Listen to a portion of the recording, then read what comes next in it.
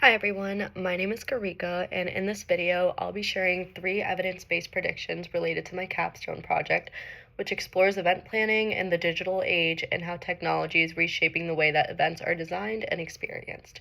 So event planning is something that I've been really involved in, both through working at events in the restaurant I work at and also things like planning my cousin's wedding. And one thing I've consistently noticed is that events are not just a physical experience anymore. There's always a digital aspect, which is either people posting in real time or engaging through social media or even attending remotely. So the more I've worked on my capstone project, the more I've realized that the shift is not just a trend, it represents a fundamental transformation in how events function. So, my first prediction is that event planning is going to become way more data driven now. So, instead of relying mostly on intuition or past experience, planners are going to use actual behavioral data to make these decisions. Things like RSVP platforms, ticketing systems, and even social media engagement can help predict attendance patterns, peak times, and how people move through a space.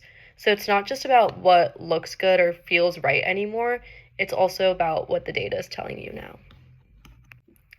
My second prediction, and probably the most impactful one, is that AI is going to transform both how events are planned and how they actually run in real time. So instead of everything being fixed ahead of time, events are going to become more adaptive. So AI can analyze things like crowd density, noise levels, or even online engagement, and it can adjust those elements of the event while it's happening. So, lighting, music, or even timing could shift based on the energy of the crowd, which can make the experience feel a lot more personalized and dynamic. My third prediction is that the value of these events is going to be measured by what happens after the event rather than during it. So, in the past, success was measured more by the attendance or the immediate feedback, but now events are designed to be shared. Planners are thinking about how things will look on social media, how content will be captured, and how the event will live on after it ends. So you're not just designing this for the people in the room, you're designing this for a much bigger digital audience.